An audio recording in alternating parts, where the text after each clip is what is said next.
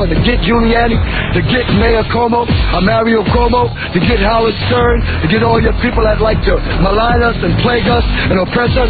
God's going to deliver them into our hands. And we can't wait, and we pray for them. We're back with the Howard Stern Show. Okay.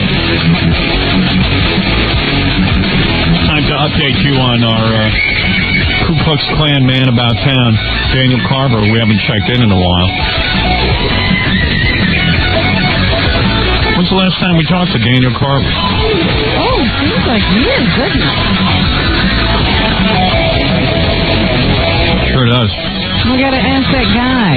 He moved up to the mountains like the Unabomber. Really? Yeah. Is he starting a survival group? Yeah. How long could Daniel last without civilization? Compound? Hey, Daniel. Yeah. How you doing? I'm doing pretty good. You know, Daniel, I always thought you were like one of the big guys in the Ku Klux Klan, like the leader or something. Yeah. And then, like, I found out they're having a big Ku Klux Klan rally, and you don't even know about it. Where's it at? It's like the biggest rally. What are we doing giving you the information? How come we're telling you what's going on? It's that Gary found out. Because we thought Daniel was going to be there with all his buddies. Right, I remember when we were talking about this back in the office, we thought Daniel would be plugged in. Where's it going to be at? Hey, Gary, where's that big Klan rally going to be at? Probably a few blocks from your house, Daniel. You don't even know. Oh, he's up in the mountains. Wait, you moved? Yeah, I moved up here in the mountains. I had to flee from the city to get away from my niggers. We got a big rally next weekend, but it's going to be up there in South Carolina. Oh, it is? Maybe that's it. Was it a South That Carolina? probably is, because I know your nigger don't know nothing I don't know. Oh, listen to you. Oh, what are you shot out of a cannon? Yeah, I got a rally in Lange, South Carolina. Where is that big rally? Yeah, it's the one in South Carolina. I thought you said Daniel didn't know about it. He didn't. I said, Daniel, you going to the big rally? Yeah. I don't know anything about a big rally. He didn't know about it 5 days ago. He didn't. Right? Didn't I ask you about it, Daniel? I told you what it was going to be at, though, didn't I? No. Oh, I didn't? I said, what about the big rally? You going? And you said, I don't know about any big rally. Well, I don't. I didn't know it was going to be a big rally. We're going to have a rally in South Carolina next week. Oh, it was the big that threw you. Oh, big threw you. Oh, good. Yeah. Oh, so you are going to be. We don't have a million-man marches. We just have small rallies.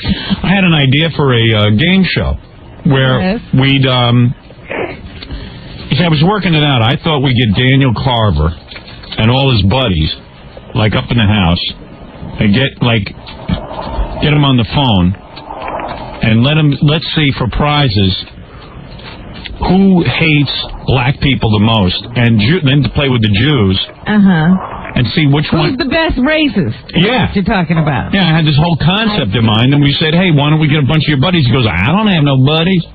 Not even the racists like you, huh? Right. You don't hang out with any Klan guys, do you?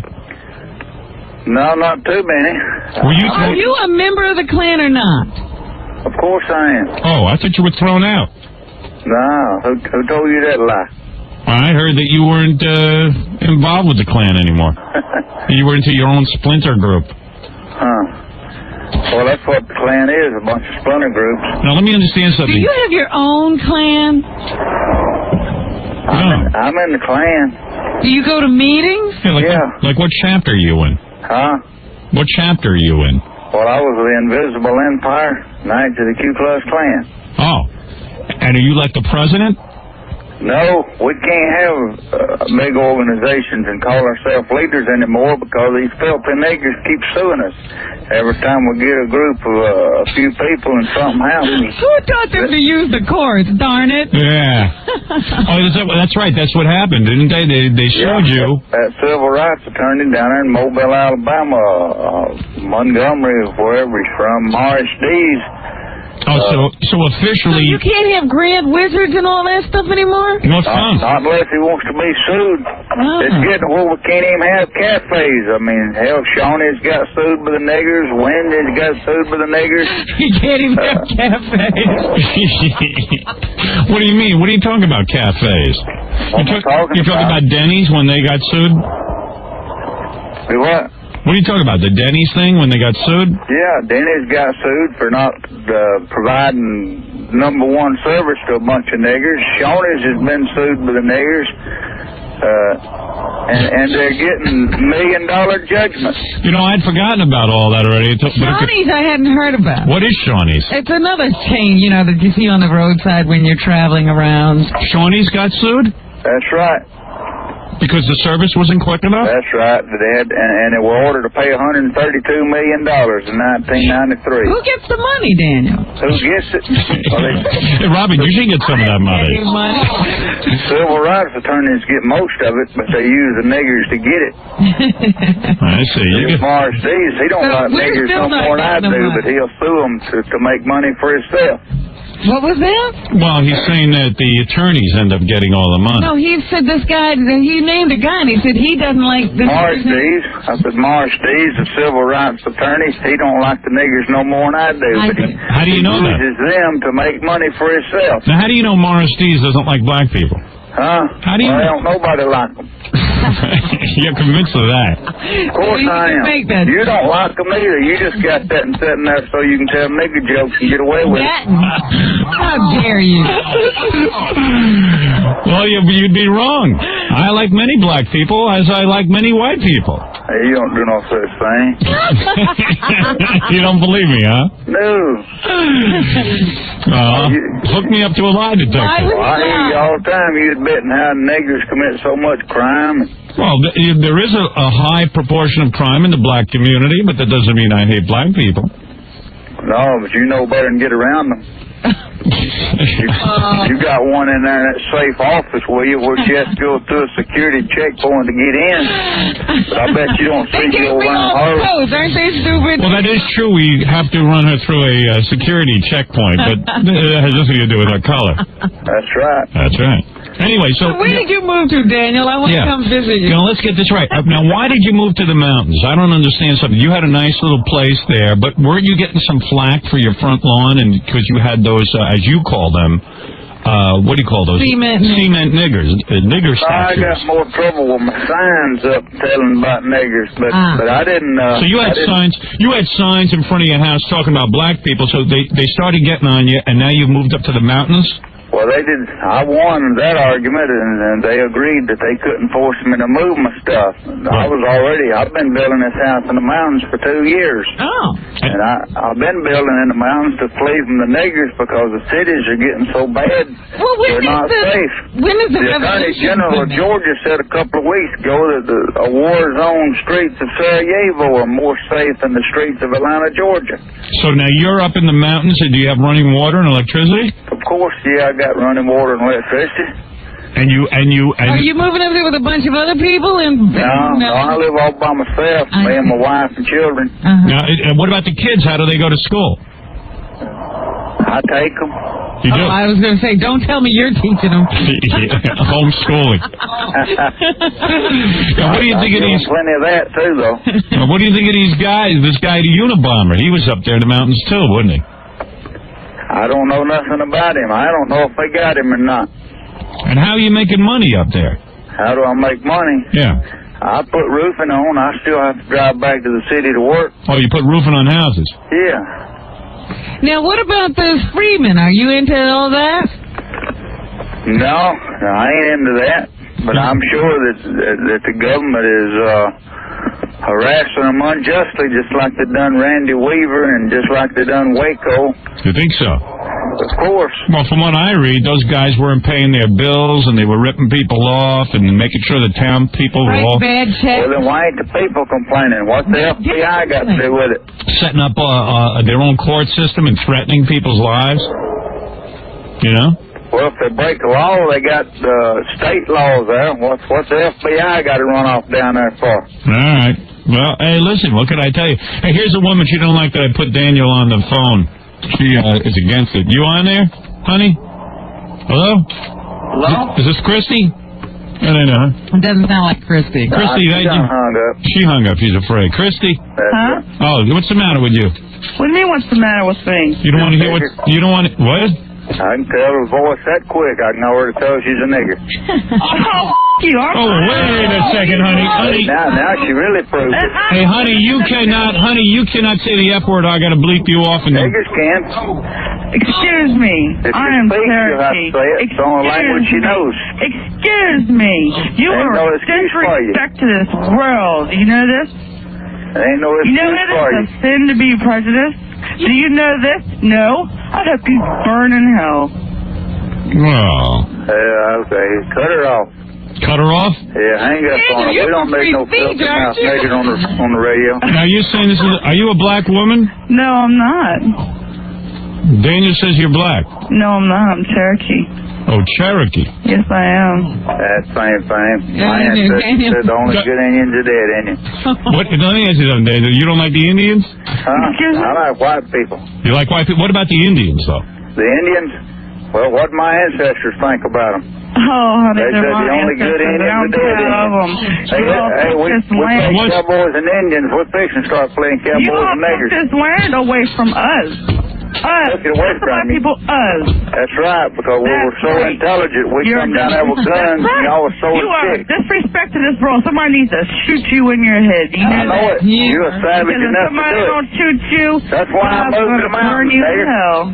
That's why I moved the mountains. So many people thinking like you. Yeah, that's why you moved to the mountains, because you're scared of the black people, because I'm you know scared of you. they will kick your butt. Everybody better be scared of them. Honey, I ain't scared of you. Let me tell you that right now. They better be scared of you, though. You better come and find me. Let me tell you that right now, because I ain't scared of you. I know you ain't.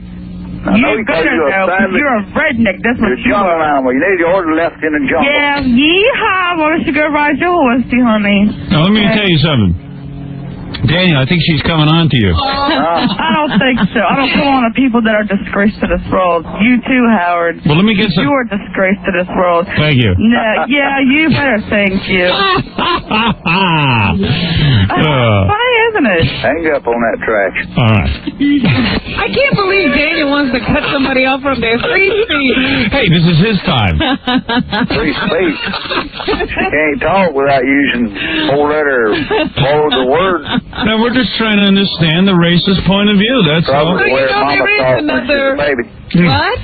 I said, that's probably the language your mama used when she was a baby. Now, you took me by surprise there. I didn't know American Indians was on the list. Now, what's worse, Jews, American Indians, or blacks? Jews are the worst. Right. Oh. Jews are the devil. Right. So how did you celebrate Passover? So Jews are worse than the Indians and the blacks? That's right. That's right.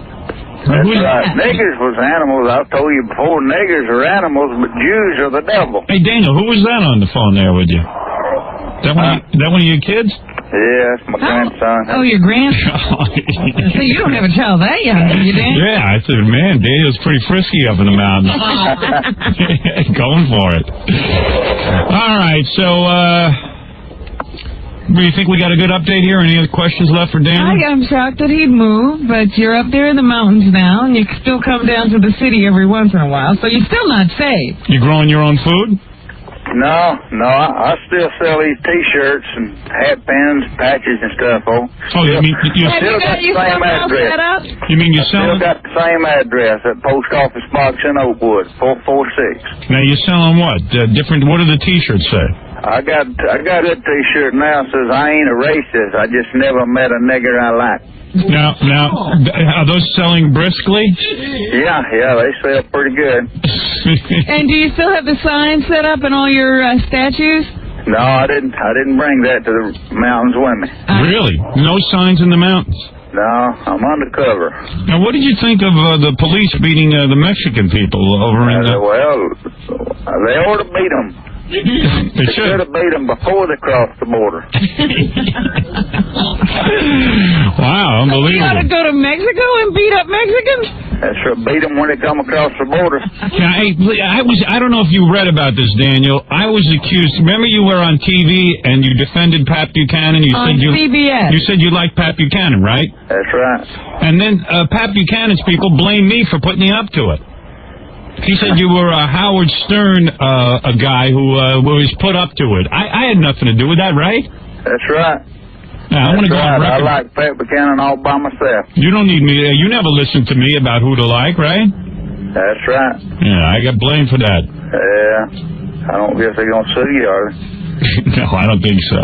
I could sue them. Yeah, but they were all worried about their story. They thought you were a fake. They didn't think you were a real racist. So you're here to say that you are a real Pat Buchanan fan? That's right. And you're a real racist. Yeah. Yeah, I'm a real racist. All right, thanks a lot, Daniel. Okay. All right, thanks for checking in with us. There's your Daniel 𝗁𝗃 Ku Klux Klan update. Yeah. Well, I still don't know what his association in the Klan to the Klan is. He's probably the Grand Kleagle. Right, Daniel? You're one of the top guys, right? That's right. Yeah, see? That's right. Oh, I don't believe it. Oh, I believe he is. It don't matter what she believes. Why is that?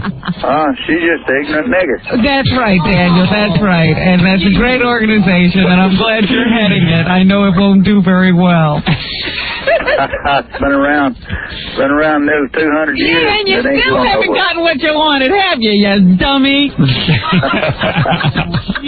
All right, Daniel, thank you. All right. Bye-bye. Bye. Yeah, I think he's like one of the top guys. Oh, God. You don't have that kind of guy with that kind of dedication to an organization, and you don't make him one of the top guys. He is dedicated. He's lost jobs for them and everything. You know. He loves his racism. Oh, he does. He holds on to it dearly. Hey, we got to take a break. There it is, Daniel 𝗁𝗃 update, and we'll be back right after this. Thank you. Is that from our show? Yeah. When did John do that? I believe it was back at the other location. Uh-huh. After you'd seen him out east doing some stuff that was interesting with a stripped-down group of people. He came in and did it with the violin player and everything. Thank you. You know, I'm reading about how McCain's numbers are dropping all over the... he's right now, if they held the election, he would get trounced. And this has got to be the dumbest move ever, picking that woman, Sarah Palin. It's unbelievable. And really what is hurting her now is these interviews with Katie Couric. I mean, wow. The stupidity is breathtaking. And I have to tell you, as someone who was really on the fence, I really was. I'm not saying it in a joking way. I really didn't know who I was going to vote for. I said, gee, something's going to happen that'll teach me or turn me on to one of the candidates over the other. Literally, I can't vote for Sarah Palin to be vice president. It would be the end of society as we know it. First of all, she got asked the question. You know how when what's his name? Can't think of the guy's name. The guy who calls us, does the transcriptions, Wolfie. He does the transcriptions of JD. Yeah. Well, in the paper today, they do a transcription of her answer to Katie Couric. It says to her, Palin was stumped when asked to name a Supreme Court ruling she disagreed with besides Roe v. Wade. Listen to this, I'll read it. Well, let's see. Palin said, blinking and sighing. There's, of course, in the great history of America rulings, there have been rulings. And Katie Couric goes, can you think of any? Well, I would think of any, again, that could be best dealt with on a more local level. Maybe I would take issue with, she said. That was the end? That's it. Here, I'll play it for you. I'm not making this shit up. I mean, this is crazy. Listen to this. What other Supreme Court decisions do you disagree with? Well, let's see. There's, of course, in the great history of America, there have been rulings that there's never going to be absolute consensus by every American, and there are those issues, again, like Roe v. Wade, where I believe are best held on a state level and addressed there. So, going through the history of America, there would be others, but... Can you think of any? Well, I would think of any, again, that could best be dealt with on a more local level. Maybe I would take issue with, but... as a mayor and then as a governor and even as a vice president, if I'm so privileged to serve, wouldn't be in a position of changing those things, but in supporting the law of the land as it reads today. She's a fucking maniac. I mean, listen, it's embarrassing when somebody's that big of mush brain. And I'm not saying this because she's a woman. I don't want to be shackled with that horse shit. And, nobody's saying that. Well, what they're saying to Biden is you better be careful when you debate her. You don't want to, show her up too bad. It's like, my God, show her up. Point out that McCain's first major decision is that he basically nominated a fucking moron. But my point is, all you have to do is answer the questions and let her answer the questions. She shows herself up. Yeah, but I hate that. That's like when you give a girl 4 strikes in softball. Yeah. No, you're doing exactly what you would do with anyone. You just answer your questions. She should nail it. Well, let me tell you, and then, then Katie Couric throws her, people said, well, they're giving her tough questions. Who could name Supreme Court decisions? She disagreed with Right. So, and by the way, she could have said, Katie, listen to this answer. I'm the governor of Alaska. I really don't get to rule on such things. I don't get to... Or nothing comes to mind right now. Right. I'm sure there are many. I don't disagree with any. Like right now. I don't have anything to say. But no, she makes up these answers, and Katie Couric, you could say, well, maybe Katie Couric was playing what they call gotcha politics, like asking her questions and then... That were hard for anyone to answer. Right. The woman asked her, Katie Couric asked Sarah Palin, what newspapers do you read? What publications do you read to get your information from? I saw this one. Listen to this. And when it comes to establishing your worldview, I was curious, what newspapers and magazines did you regularly read before you were tapped for this to stay informed and to understand the world? I've read most of them, again, with a great appreciation for the press, for the media. What ones specifically, I'm curious, that you... all of them, any of them that have been in front of me over all these years. I have a vast variety of sources where we get our news. Alaska isn't a foreign country where it's kind of suggested. It seems like, wow, how could you keep in touch with what the rest of Washington, D.C. may be thinking and doing when you live up there in Alaska? Believe me, Alaska is like a microcosm of America. Name the publications that you like to read. It's a fluff question. She couldn't answer it. 2 things. Number 1, she sounds like a kid who is giving an oral book report in class, didn't read the book. Right. And it's like, well, what part of the book did you like? Oh, all of it. You know what? But in regards to that Supreme Court question, apparently there was a Supreme Court decision regarding, like, the Exxon Valdez where they reduced the fine, and she was even quoted in the paper saying that she didn't agree with their decision to reduce that fine, but she couldn't even remember her own comments. That's probably because somebody gave her that thought. Somebody, one of her advisors said, this is what you have to say. I'm wondering if she even said it. When you can't answer what publication you read, you know what that indicates to me? It indicates that she doesn't read. Like, if you said to me, what do you read to get your information? It'd be very simple. I'd say, well, Katie, every day I read 3 newspapers. I read the Post, the Daily News, and the New York Times. As far as national publications go, I don't really pay attention to Time and Newsweek. I get a lot of my information from television news now, where I didn't in the past, but because they have 24-hour cable news, I watch a lot of those. And some of it I even get from talk radio. But the thing is, Howard, you know the names of newspapers. So you're telling me that this woman doesn't know the name of a newspaper? Yes. Wow, that's just fucking amazing. She could have even said the Anchorage Daily News. She doesn't know her local newspaper. Nothing. And then this whole rap about how people in America can't believe that someone who lives in Alaska can get their news, and I read whatever's put in front of me. It's not a foreign country. We get papers. Well, name some of them. She can't.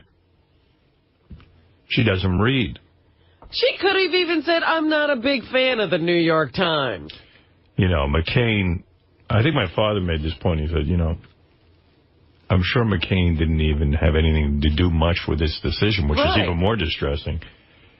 I mean, what's more important than your vice president, especially when you're a 72-year-old guy? I got to tell you, though, I'm not the only one. He's not running himself. He let somebody else pick his vice president. Yeah. He so wants the job. You know, his lead line is, I care more about the country than I care about being president. But he's doing whatever those people tell him to do to become president. All he had to do was get one of those imbeciles that ran against him in the primaries. He could have gotten Romney, Mitt Romney. But Giuliani. He could have gotten Giuliani. Oh, Giuliani's too liberal for That's him. the problem. He likes Giuliani. Right. But because Giuliani supports a sensible policy like a woman's right to choose, he didn't pick him. And that's probably the only ridiculous. That's probably there was even talk about him tapping Lieberman, but they wouldn't go for that at all. Yeah. I think the next reporter who asked Sarah Palin a question, that would be funny. They should say, okay, name a newspaper. Right. The debate should be... essentially the question. What newspapers do you read? Katie, I'm too busy keeping an eye on Russia. I don't have time to read. And that was the other thing. I'm watching Russia. They asked her, well, how are you involved on the national scene, you know? And instead of saying, you know what, I'm the governor of Alaska. I don't really deal with the Russians. I don't deal with any world leaders. I'm in Alaska running things. And what I'm good at is, if you give me an agenda, if I have an agenda, like what the people need in Alaska, that's what I look into, and that's what I solve, and that's what I'm going to do as vice president. Instead,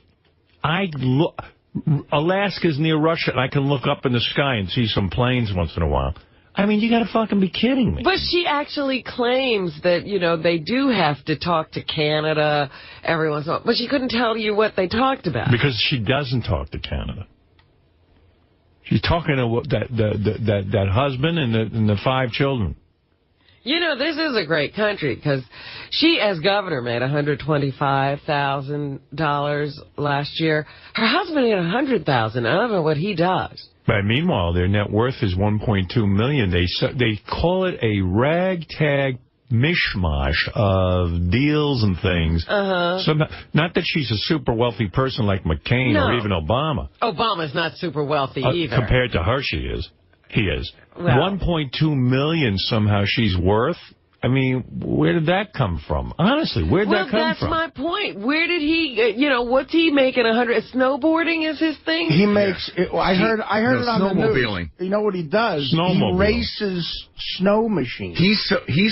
So you think you could make a 1.2 million racing snow machines? He's such a nut about snowmobiling. Apparently, he was in a race one day. He broke his arm. He set the arm, and he went back to finish the race. Oh, my God. He set his own arm. Well, I heard this on the news. Listen to what he did. He's a commercial fisherman, and they said he races snow machines. I don't know what kind of... Snowmobiles. And he won several races this year that paid him money.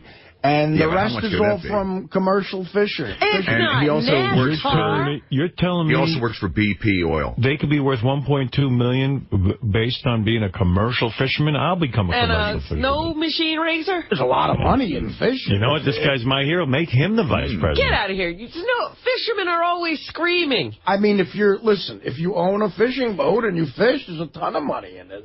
Obama's very lucky that he chose this woman because it settled things for me. I'm telling you, it settled things for me. I'm voting for Obama. That's it. It's done. I'm not a big Obama guy. I don't think he's going to be a great president, but I'll tell you what.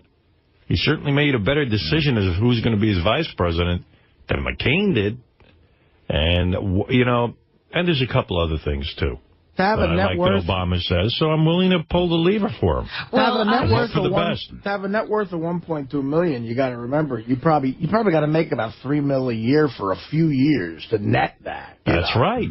So something's going on here. When you say commercial fisherman, he's not taking people out on a fishing boat, Artie. He's trying to sell fish. Right. No, I know. And there's money in that if you own a fishing boat. I think you're out of your mind. I think you make more money just giving people a tour of the ocean, like whale pointing whale out. watching. Whale watching. Richie Notard told me he paid $38,000 for one fish once. Yeah, you're but talking that's about a special fish. You're talking about like a bluefin tuna high-end. Maybe fishes for special fish, right? Special fish. I don't see a bunch of fishermen sitting out on the boat going, boy, what a great life this is. Yeah, King of all blacks. You're on the air. Hey, Howard. Hey, I'm definitely not calling you a racist or like that. But does it make you uncomfortable to pull a lever for Obama because he's black? Like, does it ever cross your mind? Honestly, again, I am telling you, I don't have a problem voting for a black man. I don't. I am very comfortable with that. I don't have a bias toward his blackness. I have a bias when a guy has such limited experience, and he's a bright guy, by the way. This is a guy, Harvard Law Review, he ran the whole fucking deal. He's not a dummy. You see the way he speaks, he's a very bright guy. And if you want to get racial about it, yeah, he speaks terrific. He's a terrific speaker. He's a terrifically inspiring man. But the fact of the matter is, when it comes right down to it, he hasn't really had a huge voting record. He hasn't really proven himself on any level. And quite frankly, he hasn't proven himself on any level. On any level to be president. You don't know the man at all. You don't know what he did. I know exactly what he did. He was community organizer. You don't know what that means. You don't know how he affected people on a grassroots level. You don't know what he did on the Harvard Law Review. Neither do you. How he brought conservatives and liberals together. I don't care. On the Harvard Law Review, it's not running the government. He got elected to that post with most of the guys being concerned. All of the conservatives voted for him. Listen, he sounds like a very naive guy when he speaks sometimes.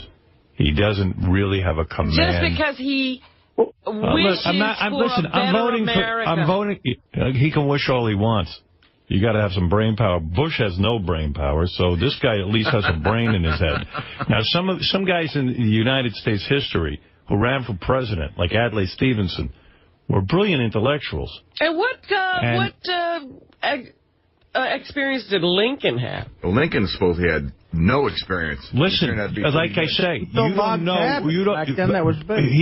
Obama might be the greatest president ever. We don't know.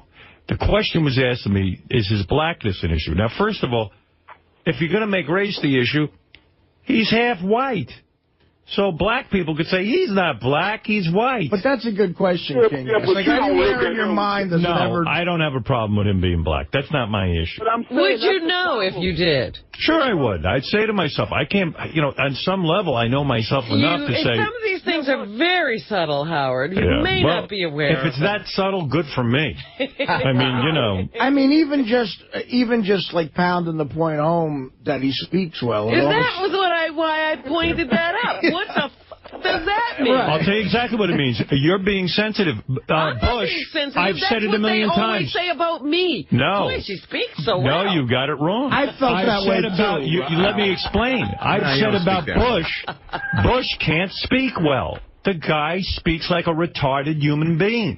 When they ask him a question, he can't speak. The fact that McCain, and I've said this about many senators, I've said this to you in the past, Robin, I think you'll recall it.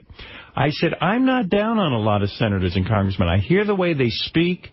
I hear their intellectual prowess. They have a command of the issues.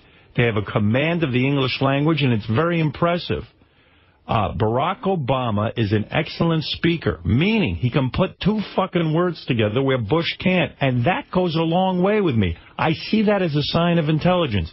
Not this horse shit about... oh, black people, he sounds like a white man or something. That's fucking horseshit. I'm not coming from that place. I'm coming from the place that this guy is an intelligent, well-spoken man. Not because he's black. I say that about McCain. I say that about Joe Biden. I told you the other day, I saw Joe Biden speaking about something the other day, and I said, boy, he's so well-spoken. Now, if black people want to be players on the national scene, they better get over this fucking chip on the shoulder horse shit. If someone says you speak well, I really admire you. Because I got a lot of white dummies who can't speak. I'm just pointing out that that's often said. And it's often said, and guess what? That's the first thing they say. Let me tell you something. Because you've been calling him a windbag. You don't even like what he said. He speaks well. I said he's a windbag. What he's saying is a windbag, but he speaks it well. Now, Sarah Palin, I'll give you something. She can't speak well. She sounds retarded. Here's a woman who really is saying nothing. Well. She's saying nothing, but, you know, there's an art to saying nothing. I've been doing it for 30 years. She says nothing, and it sounds like nothing. See, right. Nixon used to say nothing, but you thought he said something. Yes, that's my point, and that is a sign of intelligence, and there's no life, there's no heartbeat in Sarah Palin. And all this about how she speaks to regular folks, and the media is against her. Joe Sixpack again is I don't believe Katie Couric was against her. I honestly don't. I think Katie Couric asked her some reasonable, fluff-type questions that she'd ask any politician. And not only that, if you are running for one of the highest offices in the land, you should be able to answer the questions and be articulate. Well, the question about this woman is, does she know anything? No. Well, especially because, look, Obama had to go through debates. He had to, he was vetted by the American people. McCain had to go through debates. He's been a senator his whole life. He had to go through a lot. Biden, too. You've seen this guy in the national scene. We've heard from him. Whether you like him or not, he's got to... I think the reason they're asking Sarah Palin all these questions is no one knows who the fuck she is. So of course, when Katie Couric gets a hold of an interview, they're going to ask her everything because all these other guys have been asked everything for the last 30 years. That would be a normal response because she has no track record of anything that shows what she believes in. Look, when you ask Obama a question, he at least understands the information. Maybe he was an unknown quantity, but you see the guy knows the issues. Whether you agree with him or not, that's not the issue. The guy he comprehends what's going on. This woman doesn't comprehend anything. But we're talking about basic stuff that every college kid should have. But Howard, the guy's going to be president. Well, you know McCain, what? I heard them say the other day that this woman has had debating experience. She did 8 debates on her way to the Alaska governorship. Not only did she do that, but she eviscerated her opponent. She actually was terrific as a debater. And why was she terrific? She's in Alaska. Yeah, but Howard, zero expectation. They'd ask a question, and she'd do that cone pone. She'd say, listen, I'm here for the Alaskan people. I'm a soccer mom. I'm just like the people. And this guy's an elitist. And they fell for this shit. That's right. She didn't actually have any substance when she spoke, but she did say all those things. In fact, it was almost like a plagiarized debate. What I heard her saying was much what you'd hear Ronald Reagan saying, not the substance, but the there you go again. She did a lot of corn pone, jokey kind of stuff. Listen, those people in Alaska, their brains must be frozen. It's cold up there, and they saw a hot young body on a woman. She's hot. I saw her in a suit. She's not dumpy. No, she's hot. She's tight. Her ass isn't full of cellulite. But I'll give her that. Yeah. She's got a better ass than any candidate. A better ass than McCain. Better than McCain, who was, of course, a military man. If you're voting for asses, you have to vote for her. Vote for the biggest ass. Howard, can I ask you a question? When you walk, not you, but do you think a lot of white people that want to vote for Obama, as they're walking to the poll booth and get in the booth, they say, I can't do it? Well, let me tell you something. You're absolutely right. There are going to be certain people who say they're going to vote for Obama, and then the moment of truth is going to happen. They're going to get in the booth, or booth, as you say. There's black people that's going to do that. No, they're not. Yes, well, some maybe. But listen, they're going to get in the booth and say, I can't vote for a black guy. It's true. But I see, you have to, at some point, you're going to have to drop that logic, King of all blacks, because first of all, listen, there's enough white people voting. You could see already in the polls, this is not just a black thing where this guy's winning. There's very few black people in this country comparatively. When you start to look at the amount of white people and Hispanics, There's very few black people. I think it's like 3% No, or something. 10. 10%? So that's not enough to win an election. Yeah, the fact of the matter is, white people are willing to vote for... This idea that there aren't any white people who could possibly vote for a black person, you got to throw that one out the window. It's too late. Guy already beat all these whiteys in the primaries. Yeah. So forget that already. It's getting boring and old. No, this guy's a player. No one gives a shit that he's black, that has voted for him in the Democratic primary.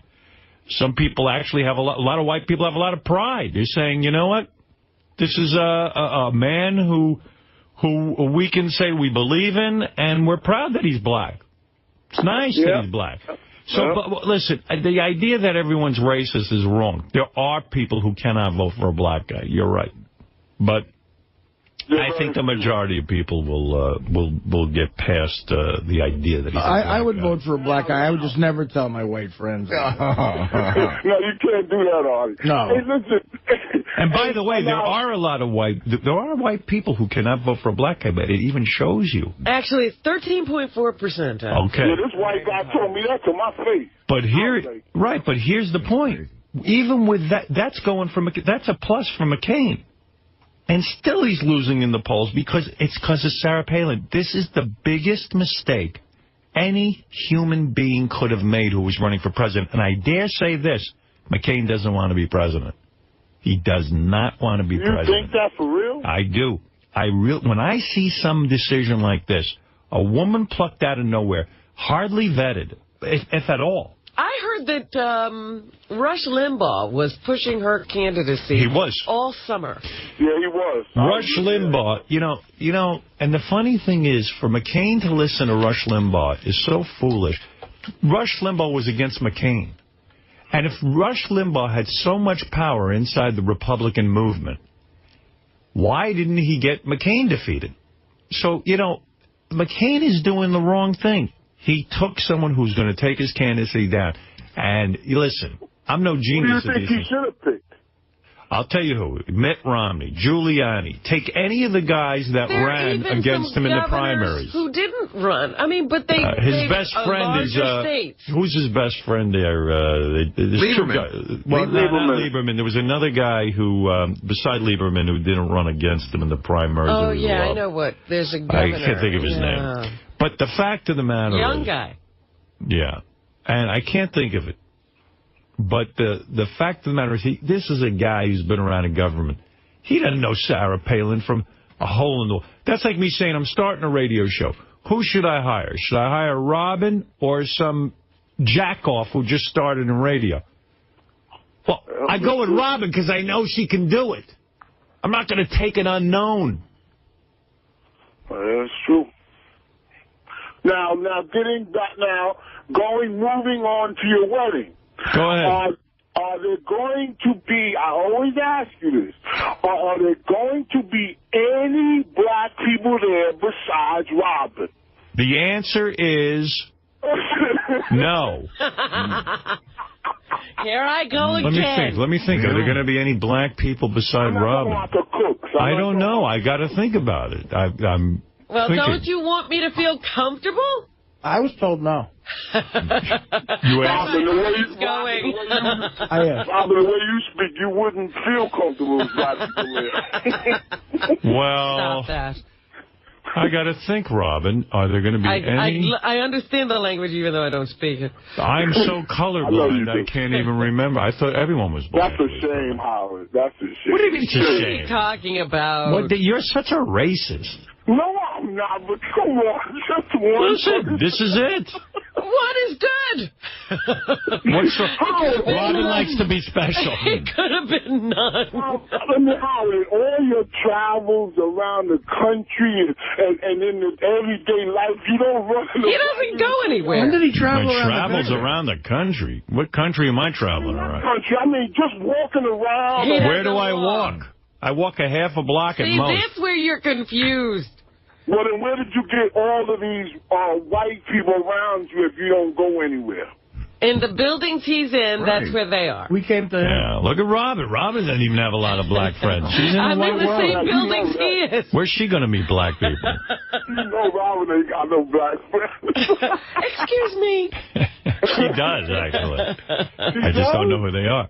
They're probably bougie, too. So I would what? love to see her black friends. You're so silly. Yeah, they're not real blacks. Right, Robin. Yeah, they don't have crack problems. Sorry. Talking about playing tennis and all that stuff. And the country club, that's right. But, so the answer is no.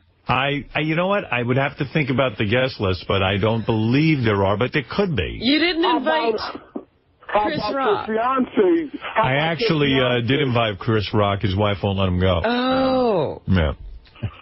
No, that's no bullshit. See, now the blacks he did invite, they can't come. Man, let me tell you something about him. His wife is the most nice, they invited me and my wife and my daughter to their daughter's birthday party. His wife is so down to earth. Yeah, my daughter goes to school with his daughter. Wow. How's a garbage man's daughter going to school with Chris Rock's daughter? This is America. There's something wrong there. He picks her up. Well, my father helps you pay for the tuition. Hey, he picks his daughters up every day, in a range, in a truck with no rims and nothing. Like, you could tell he'd have money. No rims. Oh, you're so sick, King. You're so sick. Chris Rock doesn't have rims? No, he don't have rims or none of this. I was going to call up when he was in the studio because I wanted to tell him about, how he don't have rims on his cars and, you know what I'm saying? He's just you can tell he had money for a long time. Because when black people get money, real quick, you could tell right away. Right.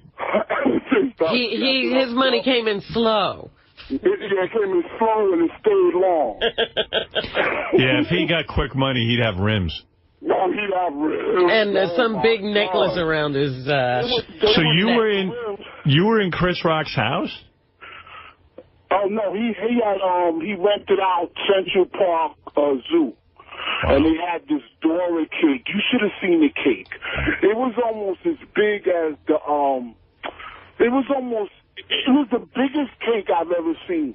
And they made up of Dora and all the characters, and Chris Rock was there, and his wife was there. She loved my daughter, Charlie. So she's picking her up, and she's so beautiful. She got Spanish, she's black. Right? So she's so beautiful, and her hair. Her hair, she had to mention that. Well, that's really important to King of All Blacks. He married a Spanish girl, so she'd have straight hair. For the hair. Yeah. Well, it's not really bone straight, but he had like a little kid. It's beautiful.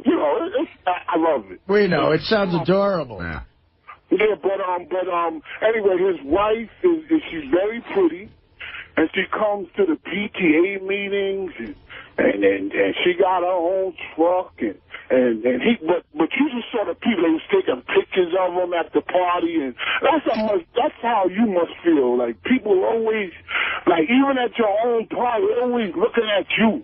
I was just watching people. Yeah, it's like seeing a rare bird. Everybody's snapping pictures. I have people to my house sometimes, and they start taking pictures of me in the house. And I go, what are you doing? And they go, well, just a few pictures. I go, what are you doing?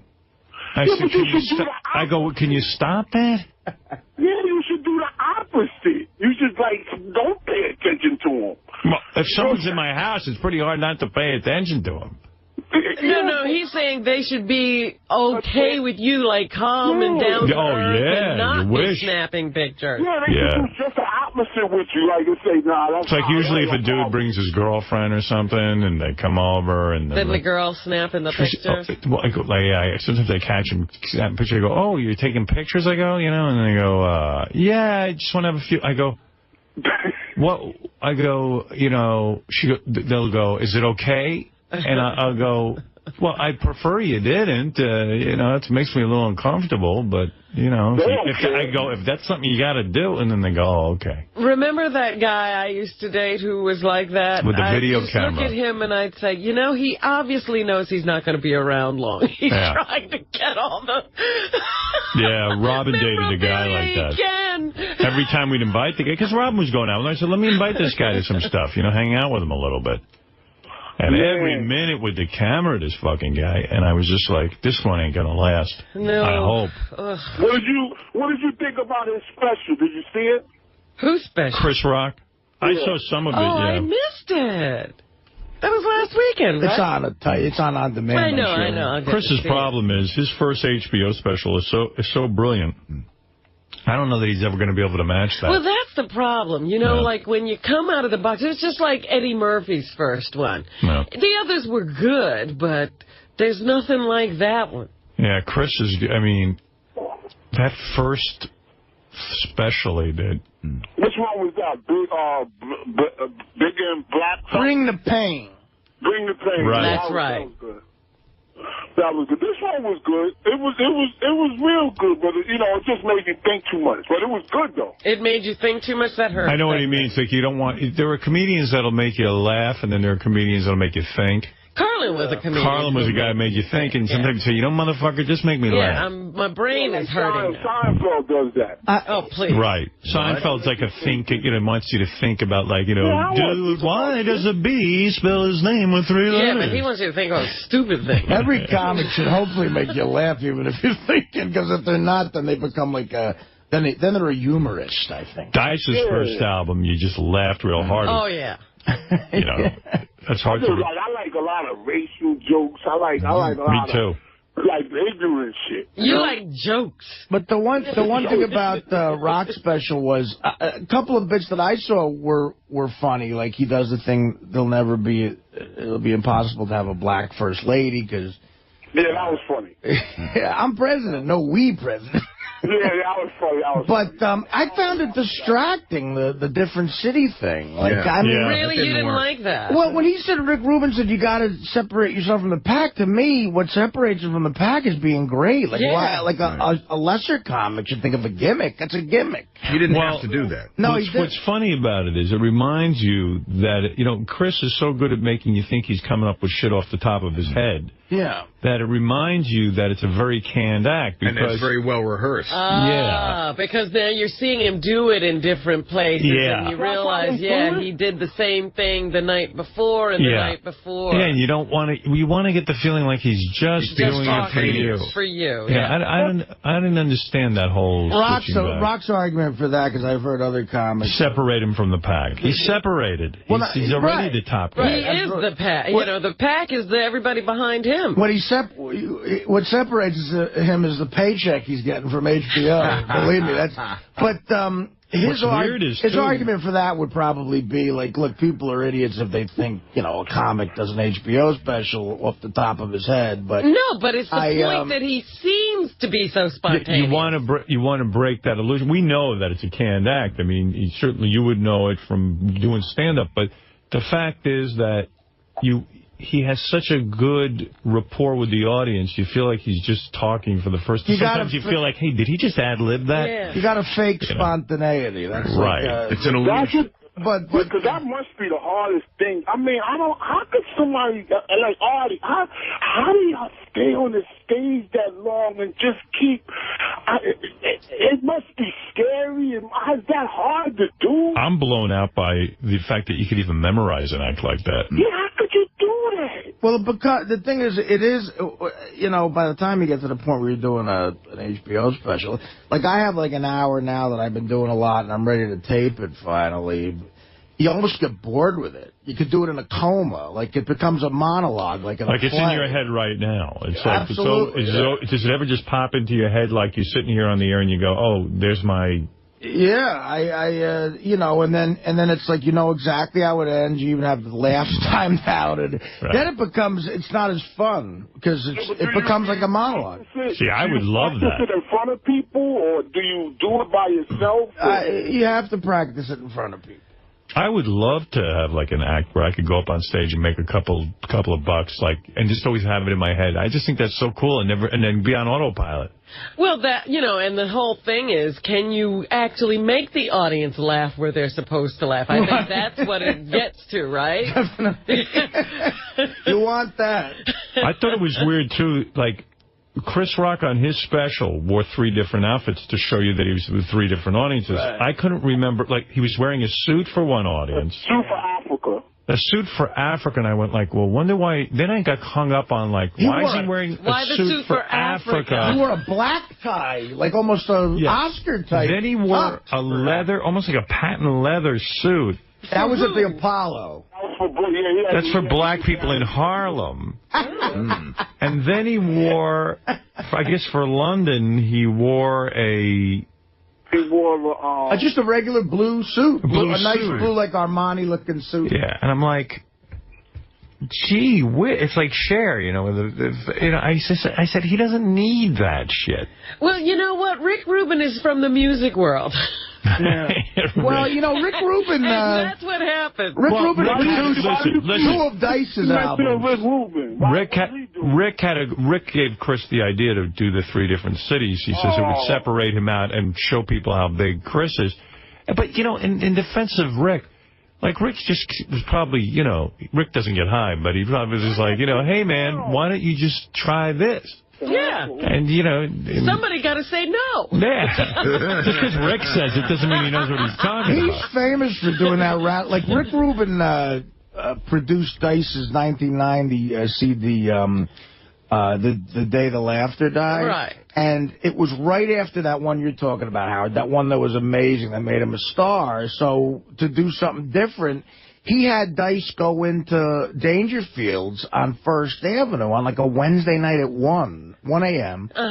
About 10 people in the place, and do 2 hours, and he would tape it, and a lot of it he bombs. Oh my God! You know, it's just like, again, try to do something different. A lot of people don't like it. I mean, I find it hilarious, but.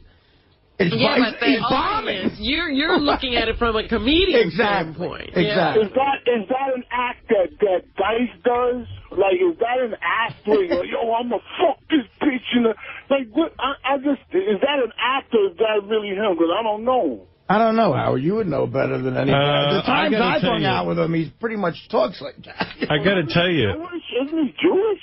Yeah, he is Jewish. Like well, I got to tell you. I hung around with Dice a little bit, and I'd speak to him on the phone this years ago. Turn that down, you fucking asshole. I hate people like that. You sit in my car with the music up loud. Who is that?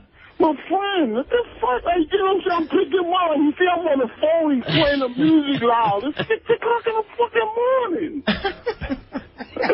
Is that a white guy or a black guy? Come on. What you think? You take a guess. Right.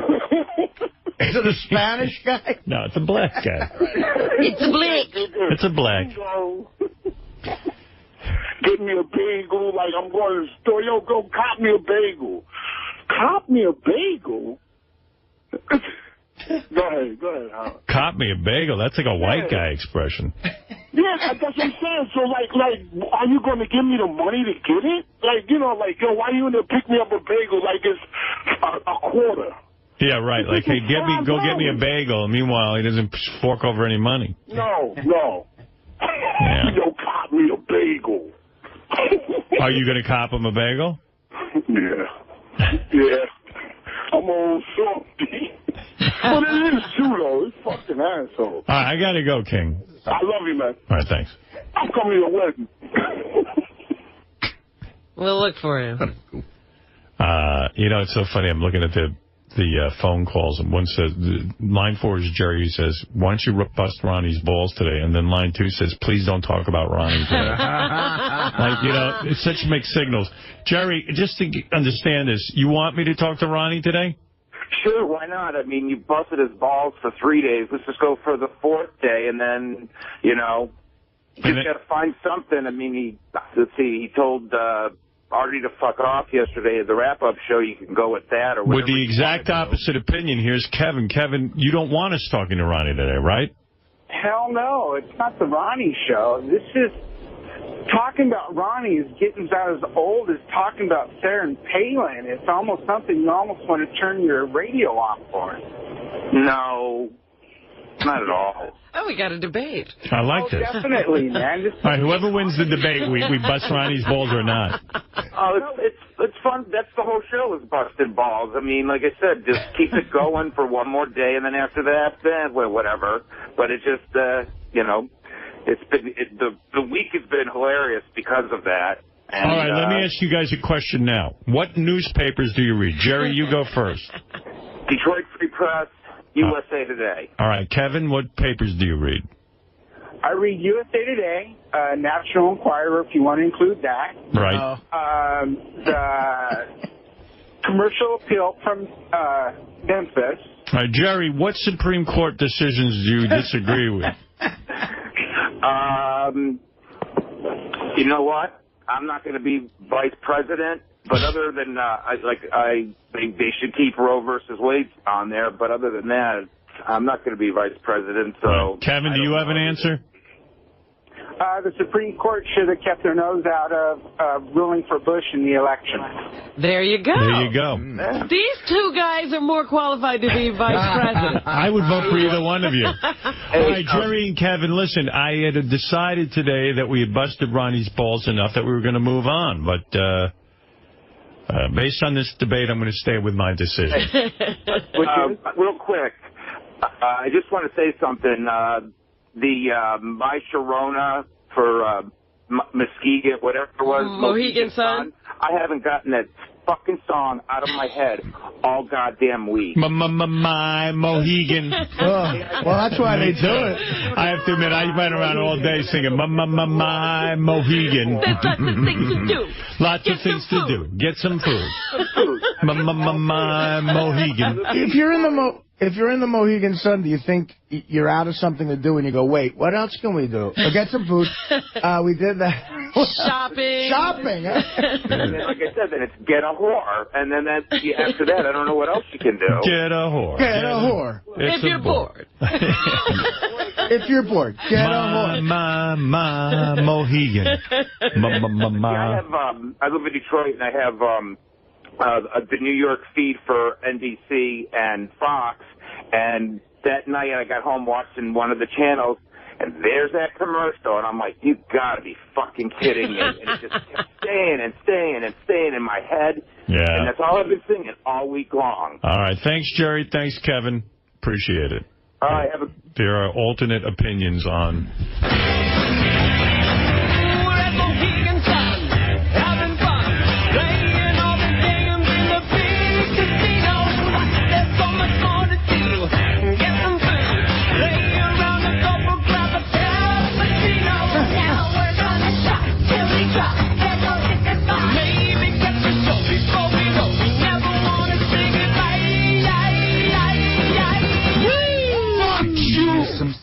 Get a cappuccino. Play the Toto one. Get a cappuccino, right? Get a cappuccino. Maybe catch a show before we go. Then I wonder what the Knack got paid. Oh. We gotta find out. In the way they hold the door. Is it in the way they say hello? Oh, God. I don't know. Is it in the way that they treat you like friends? Is it in the way they look or the things that they say? Is it in the way they bankrupt you? Could you use some sun? That's just the way that things are done. That's an interesting lifestyle piece. It's like, is it the way they hold the door for you, or the way they look smile. at you? Like you're part of a big club. Yeah. Right. They treat you like a friend. Yeah. So you give them all your money. Yeah. And when you think that of ain't friendly. When you think of their goal, it's disgusting. Yeah, like, just come here and lose every fucking thing. There's a woman who says she lost like everything. Her house. Everything. She's homeless. And because they kept treating her like a friend. And they hold the door for you on the way out. I felt like I was part of something big. I don't know. I was a big fan of Toto. I heard the commercial. Every time somebody comes back from Vegas and tells me about the new beautiful thing they built, I just get so pissed because they're doing that with my money. What are you excited about? Is it the way they hold the door for you? Is it the way they give you a smile? Is it the way they say hello? I'd like to be in that advertising pitch meeting. Is it the way that you can't pay for your kids' tuition? Hello, you. Wasn't there one more song they... Yeah, there was another one. They parodied. It's a very special place. Oh, yeah. Oh, super freak. The time you want to share with others. Bring your friends. We really are impressed with the hotel room. And they're very hard to please. Yes, I am. The party gets started. After we get drunk, everyone's invited. Could you use some sun? I just realized there is another black person coming to my wedding. Oh, King is gone. Yeah. There is. I won't be the only one. You won't miss him. He'll stick out. Is it famous? A famous black person? No, not famous. Oh, good. Friend of Beth's, actually. All right. Oh, see, he's a friend of Beth's. Yeah, that is true. But he is coming to my wedding. Right. Well, that's good. Each of you have one. Yeah, you're mine. You're my black friend. Right? You're in my camp. I would say, yes, I'd have to be in your camp. Right. If we chose upside, Yeah. I've got Robin. At weddings, they do choose upside. That's right. Are you in the groom's party or the bride's party? It's not in the way they hold the door for you. Toto must sit there going, we wrote a beautiful song, and then we had to sell it for them to make this piece of S out of. Right. And the backup singers sing like, oh, it's just a horrible gig for everyone. Beth did something strange. She invited Lisa G, when it's our wedding, to come to our apartment and so she could see the dress. Beth was listening yesterday. Wow. So for the getting ready kind of thing? You know, like before you go. Yeah, like when she's getting ready. Beth tuned in yesterday and heard Lisa G. said, I felt really bad. Like, it was so important for Lisa to see me in my dress that I said, did you explain to Lisa that, like, I don't want her reporting on my apartment. I don't want, you know, right. like Bring her in blinders. that you're doing this as something as a friend. And she said, yeah, I'll make it clear to her. And I said, okay, because I said, you know, I said, you see, if there's a weakness in my life, I said, if you're my kryptonite, because you fall for all that shit. Lisa's whining and crying. Yeah. You've been ignoring it. It would make me want to move farther away from Lisa. Hey, Riley, you're on the air. Hi? I said, hi, you're on the air. Who are you talking to? You, We're Riley. talking to you. Oh, Robin. Hi, darling. My darling. Look here. I decided to chime in. You're allergic to food. I do eat vegetables. Right. So I'm sitting there, and I only eat vegetables. So, you know, you think I'd want to enjoy whatever meal I'm going to get. The TV was on, and there's a commercial now of a guy with a big hole in his throat. Have you seen this? No, I wouldn't watch that. He's got a hole in his throat. He talks with a cancer kazoo. He's a pretty young guy. Yeah, I saw that, yeah. And he's showering, and he has this plastic thing over the hole, and then he lifts the plastic thing so he can wash around the hole. Ooh. And he's talking to you the whole... Oh, it's just crazy. Who's that a commercial for? Disney? No, it's an anti-smoking commercial. Wow. I'll tell you, that would stop... Ooh, it's hardcore. You know what they're going to do? They're going to put a picture of Bob Levy on the side of cigarette boxes. And then people will quit. If you saw a picture of Bob Levy on the side of your Marlboros over there, Artie, you Now, quit. isn't Bob Levy supposed to fight someone else? Yes. Yeah. I saw him today. He doesn't look in any better shape. I saw that same commercial. Is it weird that I easily ate through it? Anything else, Robin? Well, I'm just going to tell you that as of yesterday, you will be confronted with a series of gruesome images printed on the packets showing how tobacco damages health. All right. The pictures show cancerous lungs and throats, as well as rotting teeth and other things, and will replace the warning writing that smoking clogs the arteries and causes heart attacks and strokes, or smoking can cause a slow and painful death, which currently greet people as they are lighting up. Cigarette companies are hilarious. These tobacco guys like, Yeah, put anything you want on there. We don't care. Film and television actors have ratcheted up pressure on Hollywood's major studios. They are negotiating about those same rights that everybody else was talking about for the new technology that's coming up. I'm going to get a couple of big Blu-ray checks, baby. I love it. Negotiators say the talks have stalled with producers, and they are seeking the backing to strike from guild members. So maybe actors are now going to go out on strike. I'm going to buy 2 million Sirius shares at 70 cents a pop right now. It's up to 70? It's up to 70. Wow.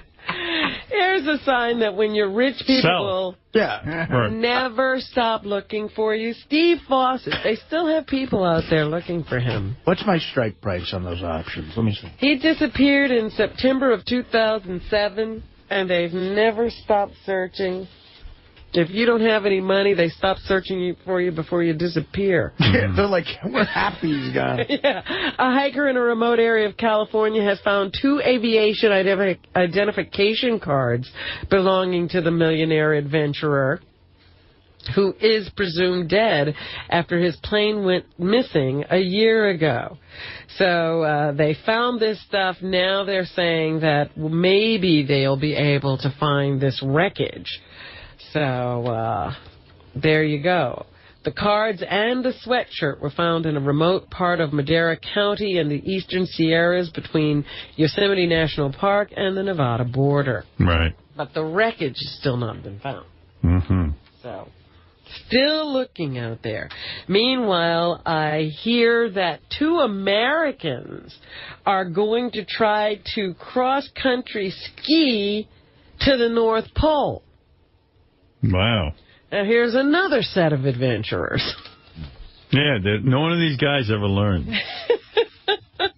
I don't see any reason to cross-country ski to the North Pole. Do we really need that? Because they're going to be super fit. I don't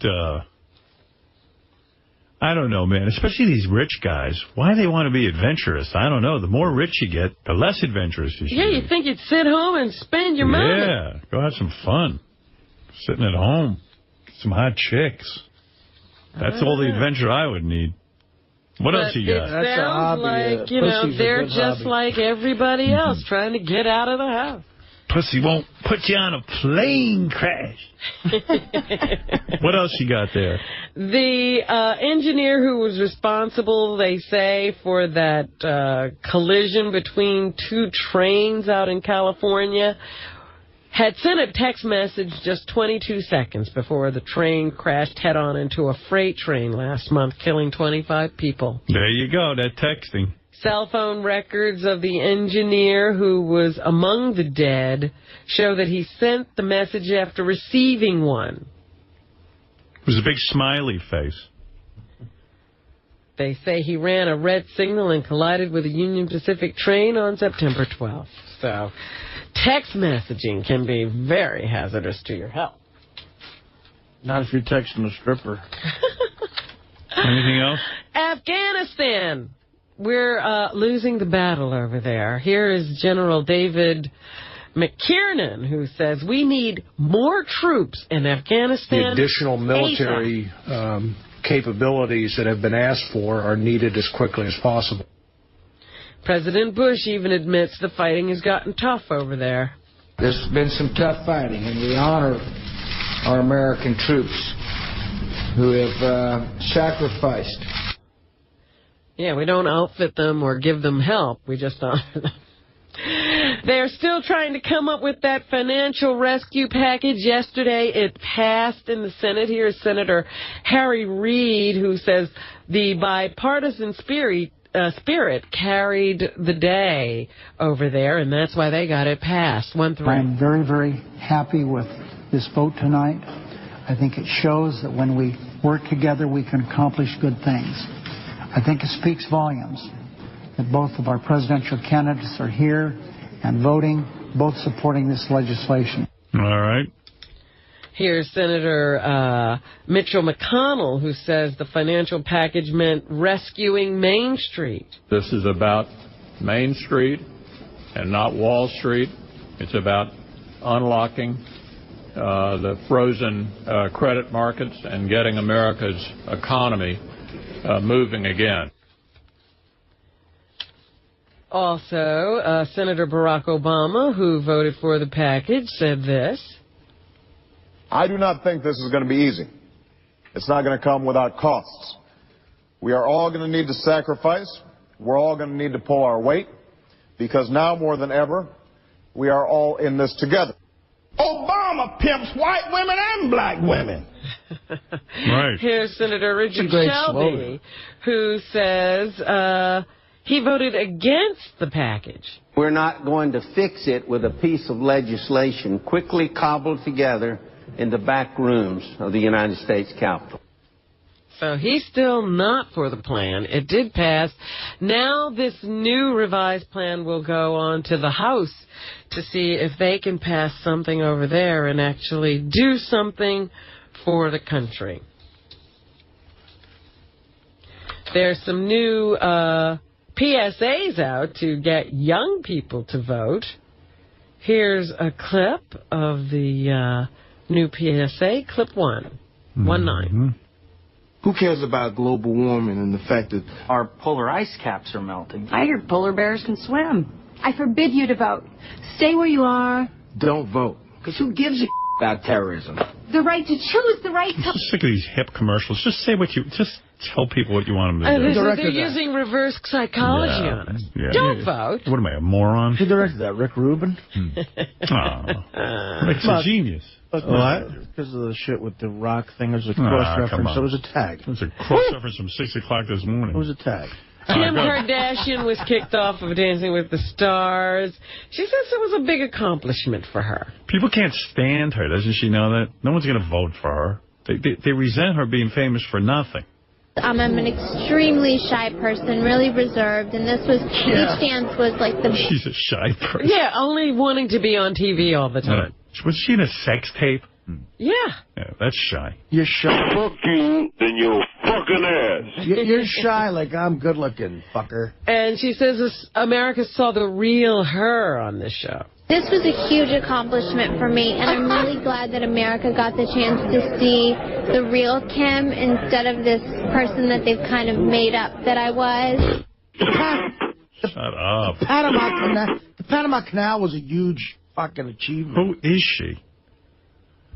All right, anything else, Robin? Robert Downey Jr., we learned, has been tapped to play Sherlock Holmes in a new movie. He says he relates. He's just such a weirdo.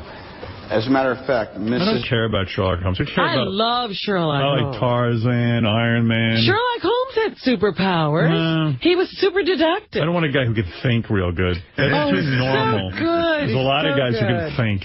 When done right. You'll go see it. Guy Ritchie, however, does not inspire me to confidence that this will be a great movie. He says Sherlock Holmes is a true original. We're trying to be... His movies are too talky. Forget it. I don't care about it. I'm not going to go see it. Sherlock Holmes is a great character. No, but I mean, his movies are that type of, like, Train Spotting. You can't understand. Right. It's horrible. It's that fast. Too far above your head? No. Too Robin, far above I the world's head. guarantee you don't fucking understand that shit. It's that Cockney dialect. Nobody likes it. I actually love Train Spotting? Lock, Stock, and Two Smoking Barrels. It took me 8 times seeing that on a I'll lock you plane. in a room. You can watch it again. All right. Anything else, Robin? Here's the winner of America's Oh, don't Got tell me. Talent. No, I don't want to know. I'm watching it. But when was that on? When was that on? What time? Because I was waiting for it and I didn't see it. The 4-year-old. What's wrong with you? You're like Jackie's mother who sits around on the television 6 hours waiting Is for it like 9 o'clock? The 4-year-old wins. No, she was voted off already. Yeah. Don't tell me, please. I think it was 9 o'clock. I forget. Shit. I got to go home and watch. Schedule last I have to night. clear my schedule. Now I can't do this? Don't do it. Anything else, Robin? Shia LaBeouf was injured again, this time on the set of Transformers. Good, right. He was in an accident and broke his hand, I think, or something, and they had to write that into the script so that they didn't lose production time. Now he's been hurt on the set. He had a DUI, right, that kid? No, they didn't charge him. Apparently somebody hit him. He didn't hit them. So what is his injury this time? I forget what happened to him this time, but they say he might lose a day or two of work. But, you know, at least he was working when the injury happened. I see that, I don't know the story, but Leonardo DiCaprio apparently wants to get married. I'm available. He's marrying that. You don't have to just want that. Yeah, I'm pretty sure he can find a girl. You think is he like a real good-looking guy, Robin? Sure. Yes. Is he? I don't Leo? know. Oh, my God. Big movie star.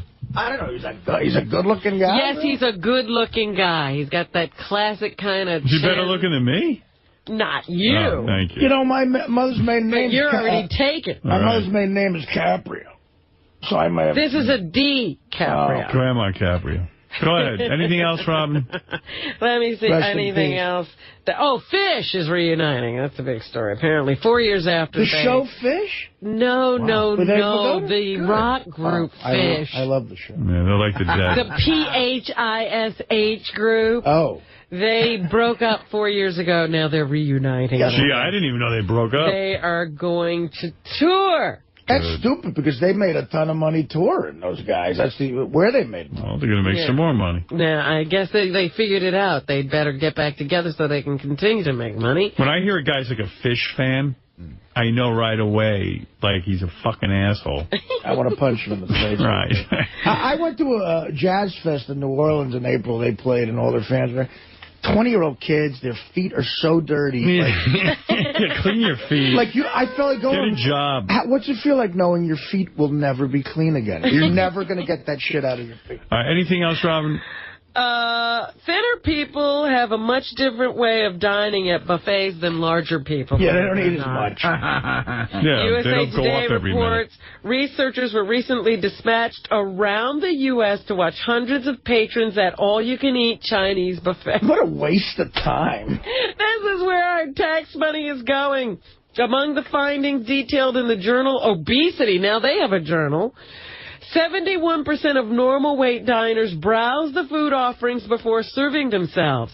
Among obese patrons, the figure was a far smaller 33%. 27% of normal weight people choose seats facing the buffet, while 42% of obese patrons chose to face the food, while 24% of thinner people use chopsticks. 91% of heavy patrons choose to use a fork. That's me. Yeah, they like to shovel it in. Again, in Nobu the other night, I had that awkward thing where I got to ask the guy for a fork, and he gives me a condescending look. It's fucking America, dude. All right. All right. Shovel that food in, and that's... All right, Robin, thank you. And let's remind everyone that... New Year's Eve? New Year's Eve, Artie Lange, Artie go Lange. see him. Your Ticketmaster at the Izod Arena. This is the best time of year for sports. Oh, sorry, wrong one. Vice presidential debate tonight, too. And I'll be on HBO tomorrow night. I'm going to watch that. Down and Dirty. I'm on heroin. Watch it. All right. Good morning, everybody. What's happening? We're back again. All right, first thing I want to do is give Darrell Hammond, our good friend and Saturday Night Live guy, a plug. He's going to be at Caroline's on Broadway this Friday and Saturday.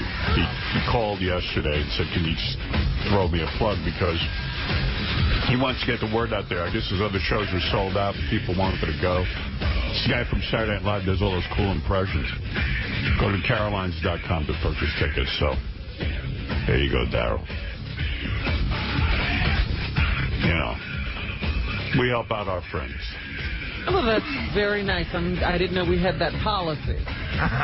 Well, we don't do that with everyone, but, you know, Darrell, I don't want him jumping off a building or anything. Oh, God. Don't say that. Are you thinking all comedians are depressed now and schizophrenic like Richard Jennings? Yeah, I don't, Howard, if you do let out the information that you're giving out plugs for comics, you're going to have a backlog. I did it for Darrell because he seems depressed. Darrell is a great comedian, so you will not go wrong in plugging his show. So we're only plugging great comedians, so only the great ones should call. Yeah, if you're a hack, it's over. So, comedian. George, your mic's not working. It's not working. Oh, no. dear. Hello.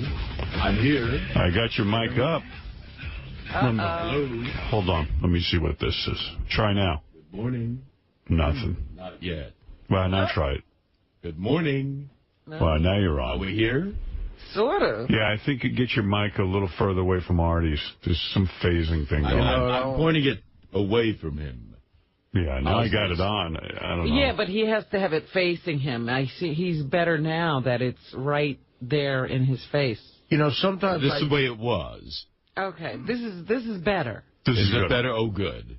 Good. Well, I was just going to put in a plug for the great comedian William Shatner and his sidekick, Leonard Nimoy, who's going to be at Cherry Hill, New Jersey, a suburb of Philadelphia, this weekend with me to help him along for a Star Trek convention. There's a huge Star Trek convention. Plug.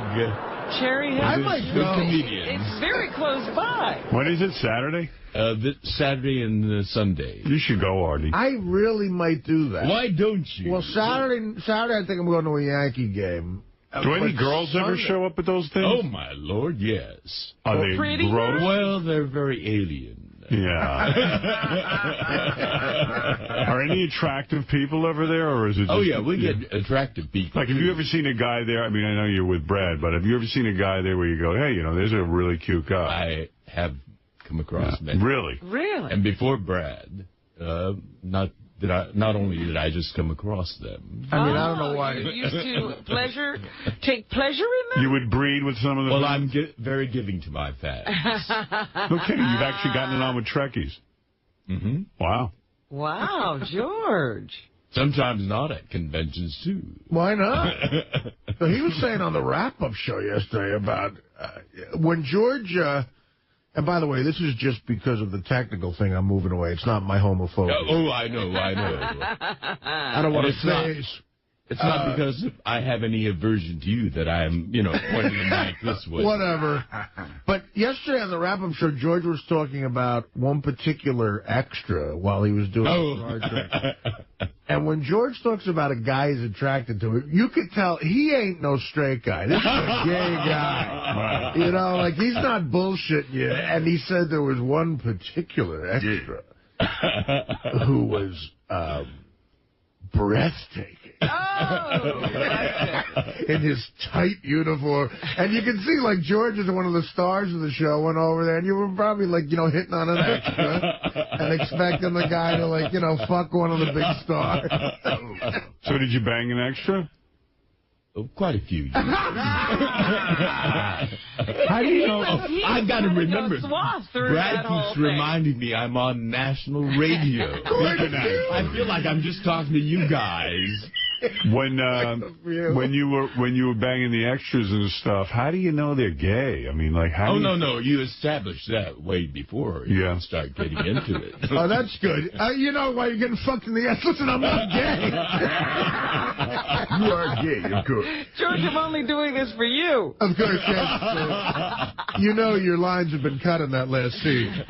Well, the thing is, you really don't know whether it's because they're enjoying it or they want the additional stepping stone. That's a big sacrifice. If you're not gay, to get into gay but sex. if you're with George, you go, hey, I'm going to blow Shatner if I'm going to try and get, you know what I mean? Right. Or Gene Roddenberry. George is having enough trouble getting into scenes. You got to be a smart whore. I thought you were great on the wrap-up show yesterday, George. I was actually listening to it, and you were talking about how, and you're so right. Every time you got a promotion on Star Trek, when your character would become lieutenant or whatever, right, you would still be doing the same goddamn thing on the ship, pushing those buttons. And it only made sense in your mind that you should have more responsibilities on the ship.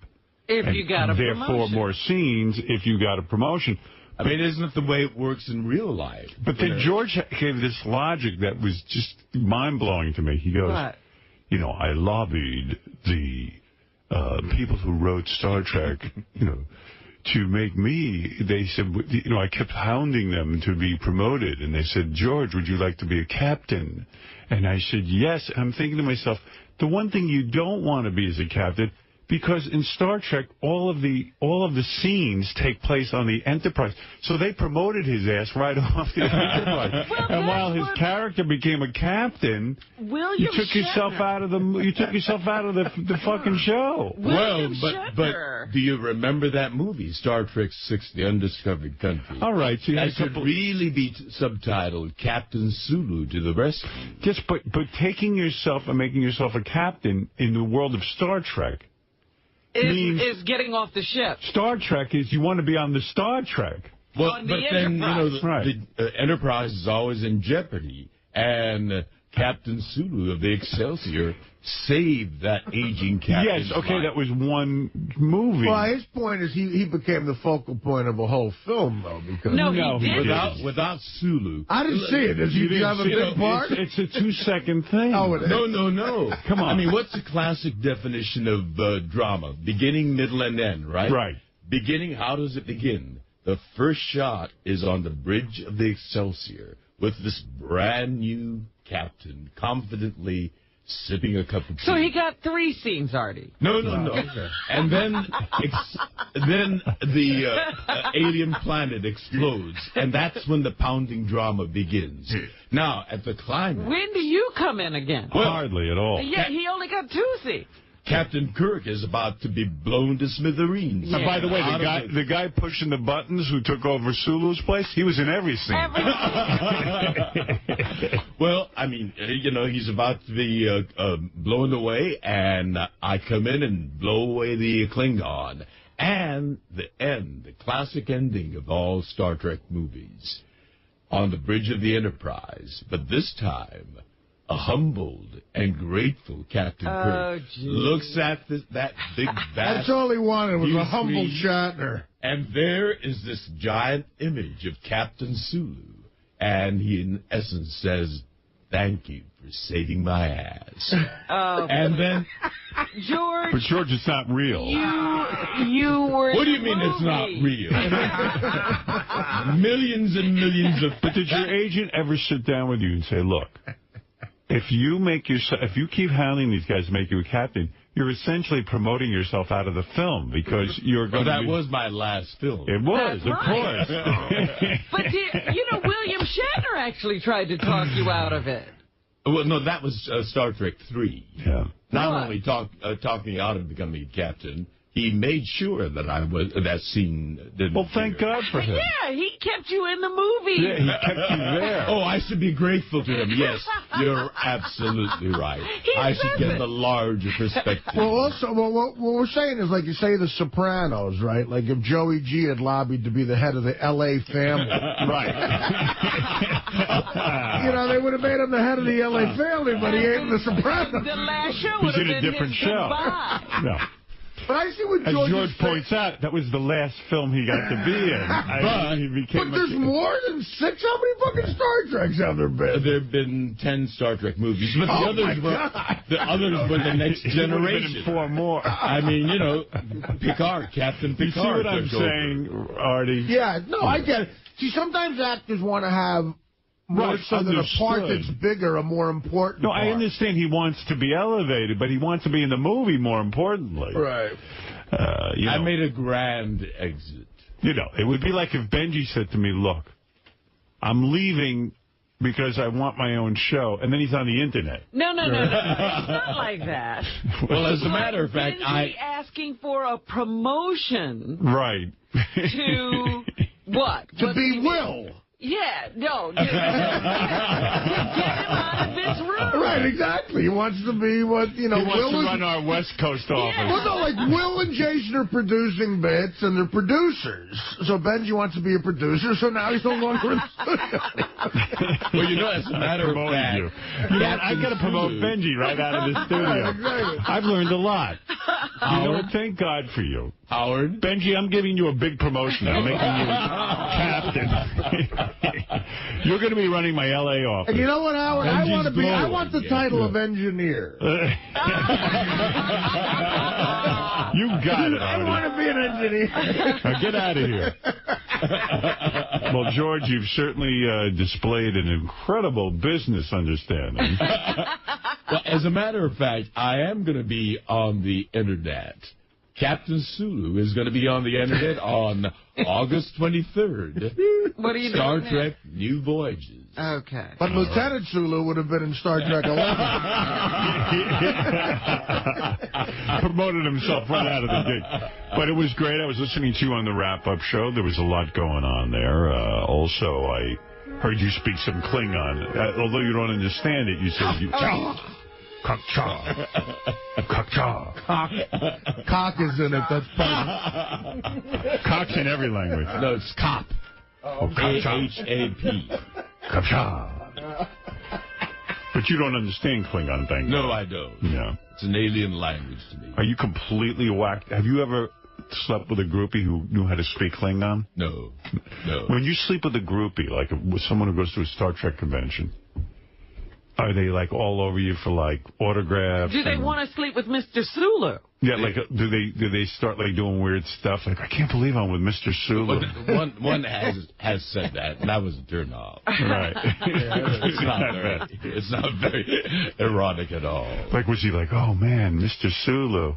He was. Like, what did he do? Like, did he go, can I just see your apartment? No, it was a hotel room. And what did he say to you? Would that got creepy? Well, there are quite a few, so. Yeah, but I'm sorry. Yeah, but the one that freaked you out with the Zulu stuff, what did he the say? Zulu thing. Yeah. You know, he started recounting all the Zulu scenes. Oh, no. Oh, my God. Oh, my God. I'm setting my phasers to come. But I recall he had a great body. Yeah. Well, that's why he was there. But what an ultimate fan to not be gay and willing to fuck you. Have you ever been offered money to sleep with a... No. Never.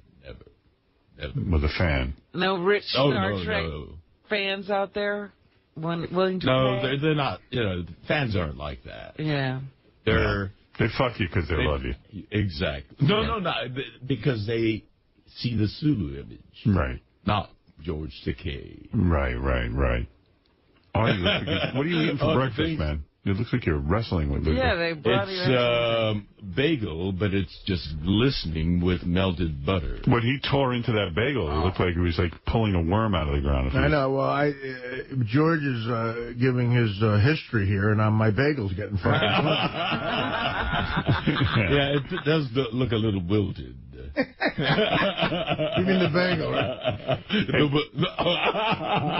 the Iron Sheik is coming in here soon, and I was mentioning yesterday that the Iron Sheik was on OutQ, the gay channel here, and Richard found a few more clips. It's just funny.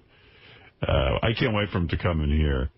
I hope it's not a disappointment, but all I have to do is... He's been so great everywhere else. Yeah, all I have to do is mention Ultimate Warrior. Or that Brian Blair. Yeah, but Ultimate Warrior or Brian Blair gets him Who's so... the Ultimate Warrior? I never heard that one. Yeah, oh no, you mentioned Ultimate Warrior or Brian Blair, and he goes berserk. Wow. And I don't even know who these guys are, and it doesn't matter, because he was on the gay channel. They didn't know what the fuck to make out of him, because he's screaming about faggots, and then they say, are you homophobic? And he goes, no. I mean, none of it makes any sense. It's so great. So you're mad at you're mad at the Ultimate Warrior? Yes, ma'am. Because he doesn't forgive you. He don't forgive me because I tell him. And he has no idea he's on the gay channel. They tell him. He's a gay. Now wait a minute. He's a now, Iron Sheik, like my agents, Eric says he's another fag. But I'm a fag. No, not you. No, but I am. I'm a lesbian. No, you are a lesbian? Of course I'm a lesbian. Well, I'm not against the lesbian. And he's gay. I'm not against the gay. But I want to let you know that guy is the Ultimate Warrior is a gay more than you guys. How can he get more? Now, well, first of all, I'm not very gay. I'm not very gay. Gayer than Ron Dodd? I'm not very gay. Super gay. No, I'm not. He's gay. I'm not gay. That is my angel. Sandy Sons. Dan's gay, too. You are. Not gay. I never got drunk. You don't fucking talk. Okay. No problem, but that doesn't make me gay. You're a piece of shit, man. That still doesn't make me gay. You're a piece of shit. Fuck. All right, now, Iron Sheik. Son of a bitch. Oh, my God. his agent. Was that his agent? Yeah. He told him he's gay and he better shut up. But he was there.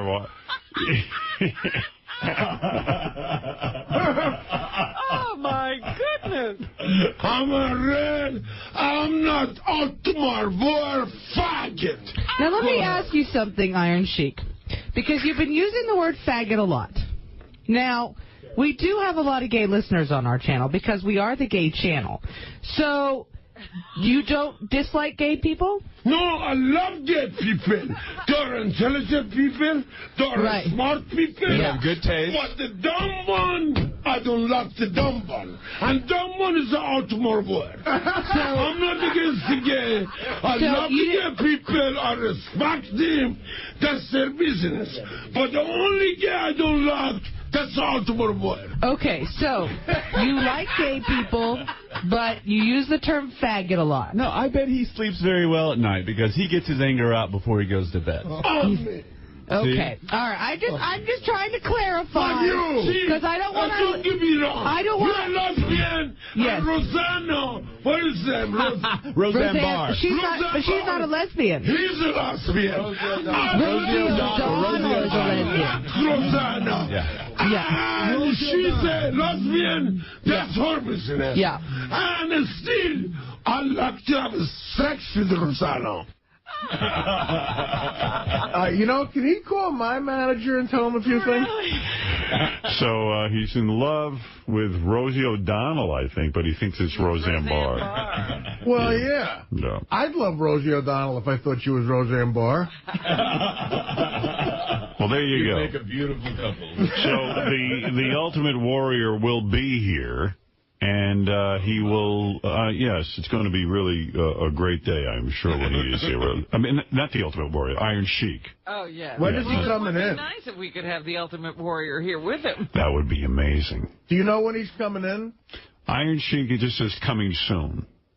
Because we're doing celebrity anal ring toss with him. Oh, my. You know what? I gotta practice. I may have to go out and find a chick and... practice. Shove something in her ass and get something going. Also, we have some great things coming up. The World's Strongest Naked Woman will be here next week, and Scott Baio. World's Strongest Naked Woman. Yeah, Scott Baio. I was watching his reality show. I've been watching all the reality shows, catching up, I did the... His reality show has been on? Maybe I got an advanced copy. Got an advanced copy, yeah. I don't know, but I watched it, and there was a... I don't know. It's really weird. He goes back and confronts all the women he had banged, including the chick from Joni Loves Chachi.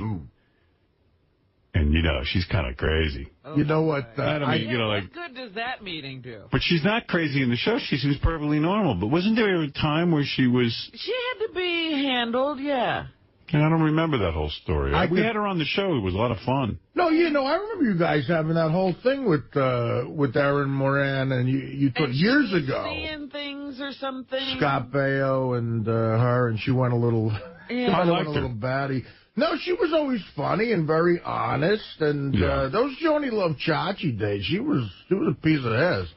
But was she? I didn't think she was I thought she was really cute and sexy. Really? I did. Yeah. I didn't. Well, there's a reason she was on television. Well, she, they hired her as a little kid, but they can see what you're going to turn into. I could totally fuck over Scott Baio, but I would never. I would never do this to another actor. Come on, what is it? Because it'd be so easy for people to start doing this to me. He auditioned for Beer League on tape. Oh, really? He auditioned to play the Manganelli guy. Oh, really?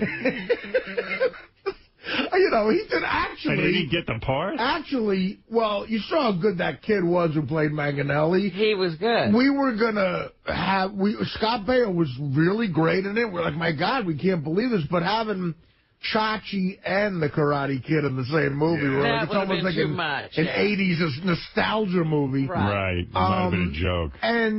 But it really was a hard decision because Baio he read the part perfectly, but this kid, Anthony DeSanto, God, it was so fucking great. I've seen that guy naked.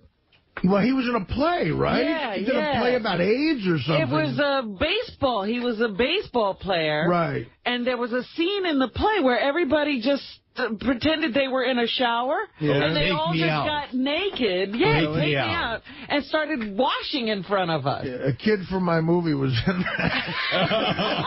But, you know, so it's, I mean, but we, in a way, we were watching the tape and he did a really good job. But we're thinking, my God, could you imagine? Here's a kid was on the #1 fucking show on television, banging Pam Anderson and Nicole Lincoln, and now he's auditioning for this film. Right, he's trying to get in Artie's film. Me and Frank are eating a cheesesteak watching the tape. Yeah. I don't even know if the tape still exists, but if we start getting it, there's a million tapes of me being awful at auditions roaming around this business. I'm sure, listen, everybody's had tough auditions. Well, anyway, look. Iron Sheik will be here, and celebrity anal ring toss will occur.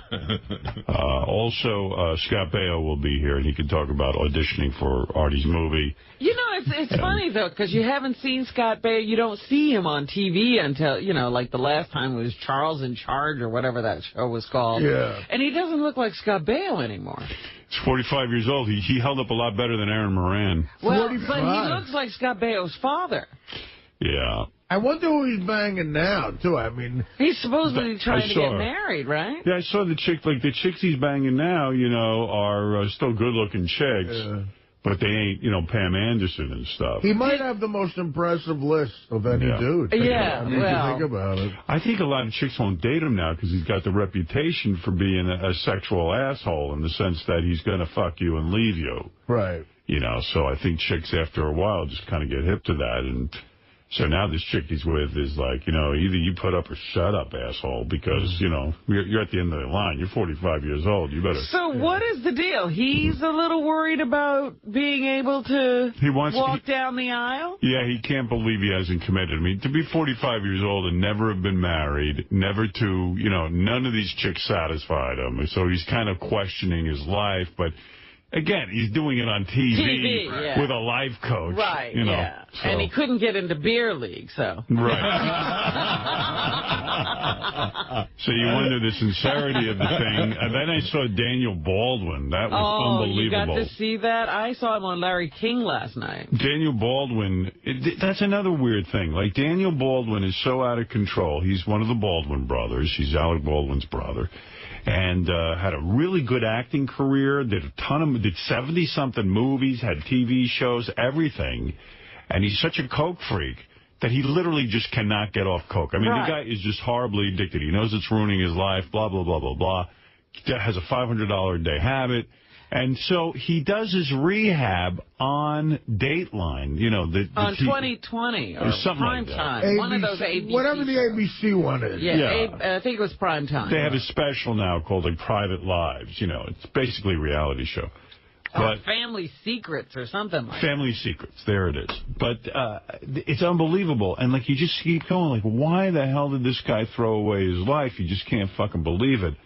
But then again, you're sitting there and he's talking about how sincere he is about rehab, but meanwhile, he's got a camera crew with him. You know, everything's a career opportunity. And guess what? He picked up his new fiancée while the cameras were rolling. Yeah, he picked up the cook at the rehab, got her out of there, and he goes, I know better for me what to do than the rehab. And even the interviewer goes, well, don't you think that's a little dangerous?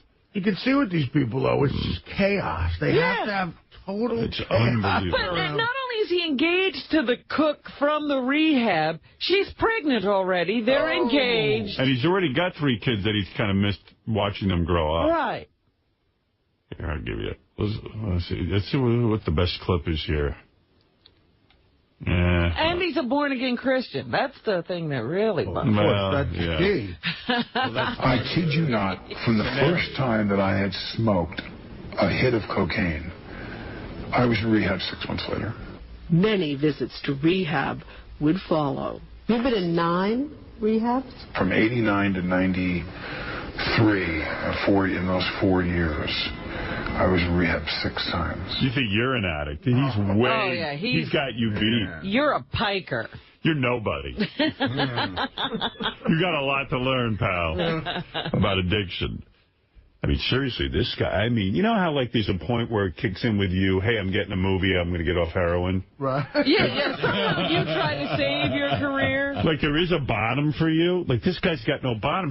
They're sending him to jail, and he's still doing coke, you know what I mean? I'm afraid, you know, if I didn't have this job, the intense structure of this job, because it's, you know, an intense schedule, that I might become Daniel Baldwin. You think? I mean, it's unbelievable. I mean, like, you would sit there and watch, this guy's an asshole. Well, at some point, it's funny, when you know, I was in the throes of the heroin, in the eye of that storm, I did make a decision in my head.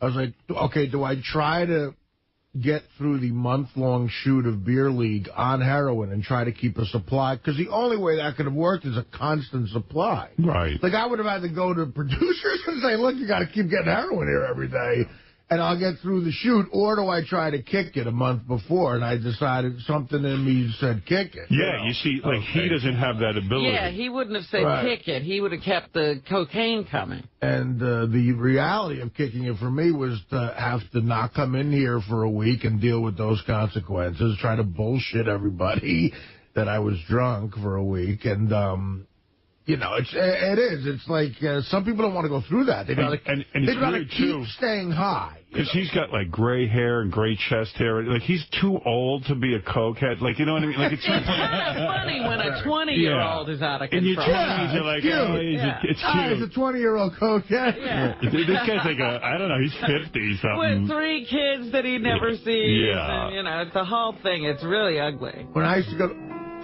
And his mom's crying, and I'm like... Oh. And his mom's on TV crying. I'm like, you know what? You're too fucking old to have your mom cry. Right. Why is she going through this? Woman beat cancer. Yeah, you know, she lost a breath. Only to see Daniel Baldwin running around and being fucking addicted to coke. How can you do this to her? He went 3 more times in the years since. Baldwin admits for years he wasn't ready to get sober, trying to fool everyone into believing he wanted help. While even on his way to rehab in those days, he knew. And this broad is your worst nightmare. Yeah, listen to her. Yeah, oh, man. She questions you. You're like, oh, fuck. Yeah. Mom's here. Yeah, no, exactly. You know, the moral police are here. Okay, you're great, honey. Yeah. Even on the way to rehab. All right, sweetie, you're not an addict, okay? Even on the way to rehab, you remained a douche. That's what she wants to say. Yeah. He wasn't going to stop. I was getting high in the limo as I pulled up, and I took that pipe and hid it in the bushes. He was in the limo going to rehab. He hit his fucking crack pipe in the bushes. The bushes at rehab. Right. The rehab, knowing I was going to be in there for 30 days. And literally, on discharge, I had broken off a piece of hanger so that I could chip the stuff out. And now it's been, you know, bugs crawling in it and rain falling on it and whatever. Wow. And I took it and I proceeded to tell the guy, drive me out to a hotel in Malibu. And I'm laying in the back seat of a cab trying to break this stuff off, put it. I said, do you mind if I smoke a cigarette? And I leaned up with a $20 bill and gave him the $20 like to let me smoke. He went, yeah, my friend, just roll down the windows. We okay? And I said, yeah. And I'm laying down smoking cocaine in the back of the cab. I'm not 4 blocks from the rehab. You were doing this to shut everybody else up. Absolutely. I had to let them know that I was employable, I was bankable, I was, you know, a ninja of sobriety, yada, yada. And he sounds just like Alec Baldwin, too. It's freaky, you know. Yeah, but, you know, the other thing I noticed, they're all Alex brothers. Definitely. Well, what are you going to do? So there's more stories that, you know, it's just unbelievable. Like, the guy's just he's a real wreck. A massive fuck up. And I'm laying in bed watching this going, man, this is an addict.